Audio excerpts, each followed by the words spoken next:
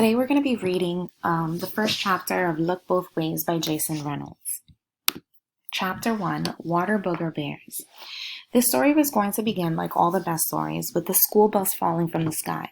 But no one saw it happen, no one heard anything. So instead, the story will begin like all the good ones, with boogers. If you don't get all them nasty half-baked goblins out your nose, I promise I'm not walking home with you. I'm not playing. Jasmine Jordan said this like she said most things, with her whole body. Like the words weren't just coming out of her mouth, but were also rolling down her spine. She said it like she meant it, said it with the same don't play with me tone her mother used whenever she was trying to talk to Jasmine about something important for her real life. And Jasmine turned the music up in her ears real loud to drown her mother out and scroll on, scroll on. If you don't take them earbuds, earphones, or whatever they called out of your coconut head, it's going to be me turning up the volume and the bass, and I ain't talking about no music. That tone. Jasmine's booger removal warning was aimed at her stuffy-nosed best friend, Terrence Jumper TJ. Well, Jasmine called him her best friend, who's a boy, but she didn't have best friends who were girls, so TJ was her best friend.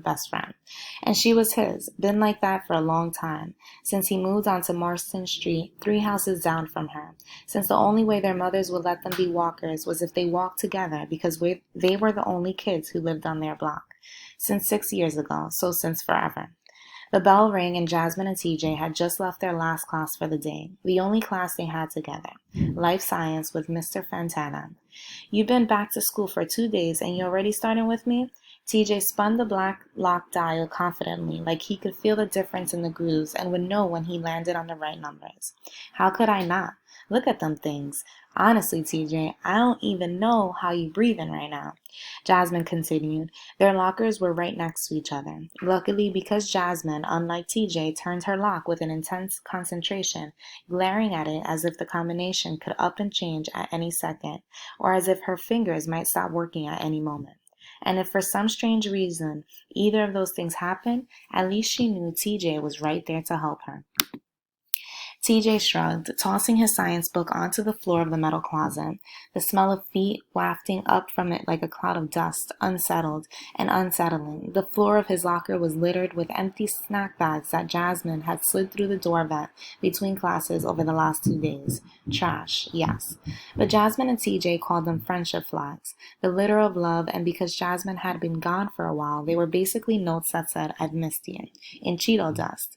Then finally, with the hardened snot, like tiny stones rolled in front of the entrances of his nose, TJ turned the bottom of his shirt up and mopped it.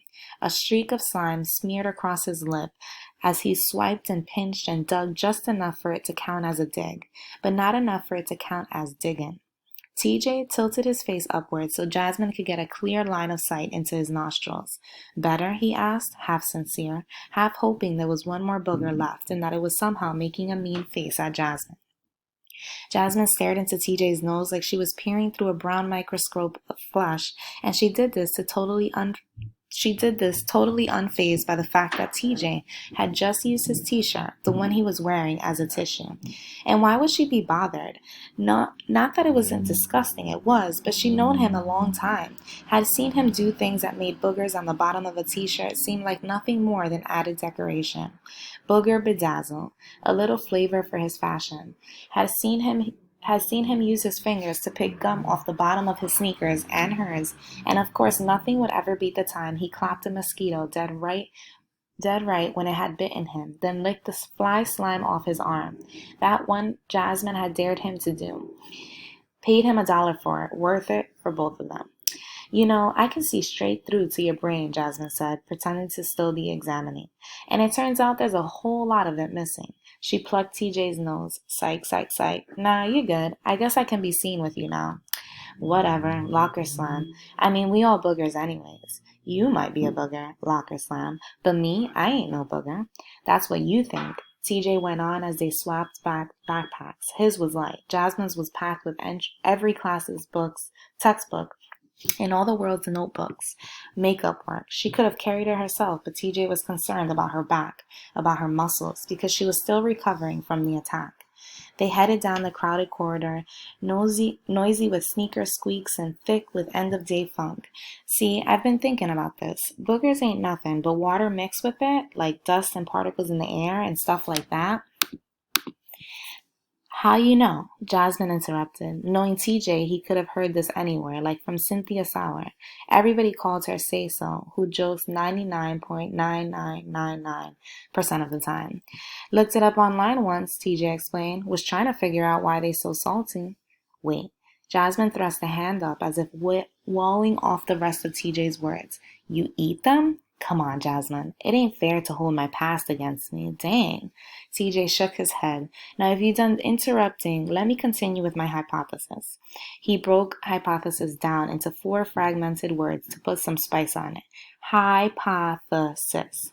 So boogers are basically water and dust. He put a finger in the air, and human beings are mostly water, right? And ain't that what Fantana said at the beginning of the year? Right. Okay, follow me. Every Sunday when we be at church, they always be talking about how God made us out of dust, right? TJ and Jasmine went to the same church where they sang in the youth choir together. TJ always asked Mrs. Bronson, the choir director, to let him sing solos even though his voice was all over the place. A set of wind chimes in a hurricane. And Jasmine's singing wasn't much better. Only difference was she knew it and would never think to ask for a solo. She loved to wear the graduation robes and harmonize and sway and clap, snuggling her voice into the others like drawer into dresser. Her mother always told her, holding a note is talent enough. Even though TJ couldn't hold a note, that definitely wasn't his talent. He could hold a conversation, so he continued. God making man from dust and blowing breath into his nostrils and all that, right? I guess. You think God breath stink? What? Never mind, probably not. TJ got himself back on track. So if God made man from dust, and now for some reason man and woman, Jasmine tacked on, yeah, and woman, consist of mostly water, then basically we water and dust, right? TJ was waving his hands around like he was drawing some grand equation on an invisible board. Jasmine didn't say nothing, and she didn't need to for TJ to bring his theory home, which means, TJ concluded, and Jasmine can basically see the drum roll behind his eyes. We all basically boogers? TJ wore satisfaction on his face like good lotion, and Jasmine wore confusion on hers like she'd been slapped with a gluey palm. Wrong, she clapped back.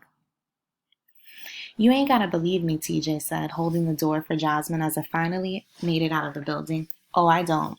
You don't have to, TJ repeated, but that don't mean it ain't true. See, no matter what you think I be doing in school, I really be learning.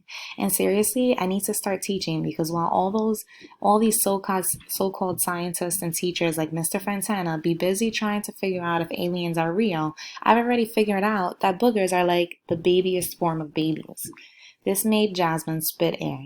See, even though TJ was ridiculous and annoying and sometimes gross, she appreciated the fact that he always made her laugh whether she wanted to or not, whether he was trying to or not. He was always there to chip some of the hard off, tear at the toughness Jasmine had built up over the school year. It had been a rough one for her. It started with her parents separating and her father moving out. There was no drama around it, no fighting, nothing ugly, nothing like the movies, at least not that she knew of. Just a really uncomfortable conversation at the kitchen table with her folks, looking at her like she was an exotic fish in a sandwich bag, darting back and forth, while she screamed in her seat as if her skin were too tight for her body. We love you very much. It's not your fault. Sometimes relationships change. Sometimes people are better apart. None of this is your fault. Your father and I love you very much. Your mother and I love you very much. Actually, that part was just like the movies, especially the ones about girls her age. The kitchen table conference, the follow-up knock-knock on the bedroom door, the kid cussing at the dad, the mom saying language, the weekend visits, the awkwardness of both parents asking if everything is all right, over and over and over and over and over and over again. And that was just the first quarter. That was before she had her worst attack. And not an attack by someone else. She ain't get jumped or nothing. Instead, her body attacked itself. Jasmine had a blood disease since birth, sickle cell anemia, which can affect almost every part of the body, organs, joints, even vision. But for the most part, it hadn't given Jasmine any real problems. A little pain sometimes, but nothing too bad until this year when she went into full-on crisis and her body became ablaze. At least that's what it felt like. Her hands and feet swelled like plastic gloves full of water, heavy and tight, ready to burst. Her muscles felt like they'd become wood. And she imagined her bones were splintering and growing bones of their own. Jasmine was out sick for a month, her locker unopened, the lock unturned. Her mom and dad together and apart, weirdly hovering over her hospital bed like aliens from movies, even cornier than teenage family dramas. Her parents' coldness thawed by the one and only TJ, who would show up, crack some jokes, break some ice, and leave some empty potato chip bags next to Jasmine's bed to add to the 30 he left in her locker. Friendship flats. And when Jasmine finally returned to Latimer Middle School 2 days ago, after being jumped with questions from classmates who'd almost never spoken to her before she got sick, people who looked at her sideways for being so close to TJ because boys and girls can't just be friends, Jasmine and the guidance counselor, Miss Lane, had to figure out how she was going to catch up on her work.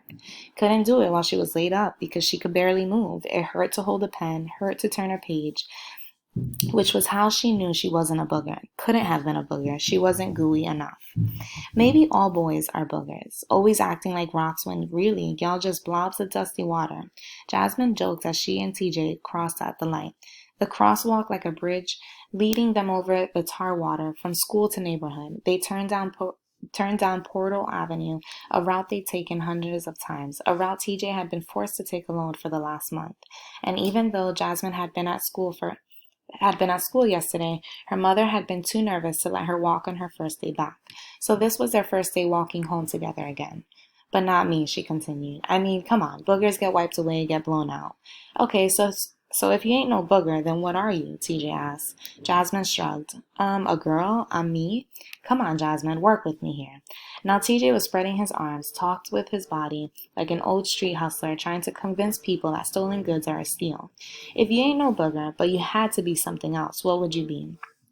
Jasmine thought about it as they turned left on Marston Street, a street lined with houses that her mother always said had been around for a long time. An old neighborhood. She'd ramble whenever they drove through newer, seemingly nicer communities, where every house looked like the last house, like a choir of homes dressed in the same robes, turned the same way, singing the same melody in the same key, which makes for a boring, boring song. But Marston Street was lined with a little bit of everything. From small brick to fancy venue, from bay windows to colonial style, from ramblers all on one level to 3 stories, a fence here and there, a gate there and here, grass, gravel, blacktop, pavement, everything old enough to look lived in, to look tried on, old enough to be warm and worn by a generation or 2, maybe even 3, I don't know, she said at last. I mean, what was the thing Mr. Fontana was talking about in class today? The thing he pulled up the picture of? I mean, it kind of looked like a booger. You talking about that ugly slug-looking thing? What he call it? A space bear? Yeah, she started, then stopped. Hold up. First of all, I ain't no ugly thing, just so we clear. But I'm not. A water bear. Jasmine nodded. Yeah, a water bear, TJ said, chuckling. That thing got like 8 legs, and it got them long nails like my old mother, and that weird mouth, like my old mother. TJ poked his lips out, then pulled them in, then poked them out, and pulled them in again, as if he were chewing on a giant piece of bubble gum. That thing would be super scary like my old mother, if it wasn't so teeny tiny, which definitely ain't like my old mother at all. Miss Macy, not scary, boy. Miss Macy ain't my old mother. She my new mother. And my mother, I don't really know like that. Right. Jasmine tried to keep all the mothers organized in her head. A different equation on a different invisible board. But my old mother, TJ let the thought trail off, shuddering like something shot through his body. Just for a moment. A bad memory. Maybe. Anyway, why would you want to be that thing? The water bear or whatever? Can't nobody even see it? At least we can see boogers. Because of what Mr. Fantana was saying about how scientists tested that little water bear thingy and they found out it might be the toughest living thing in the world, in the universe maybe. Said it could survive the hottest heat and the coldest cold, and the pressure is pressure. I mean, they sent it into space, and it came back just crawling around like ain't nothing happened. Just crawling, that's me all day, with nails intact. Jasmine huffed on her fingers and pretended to buff the purple painted tips. Yeah, if you believe all that, I guess. Well, if you can believe God made us out of dust, which I believe because you're definitely the dustiest person I've ever known, then I can believe Mr. Fontana about this water bear. Shoot, we probably be stepping on them every day and don't even know it. TJ looked quick down at the ground, suddenly wondering what lived between the cracks in the concrete.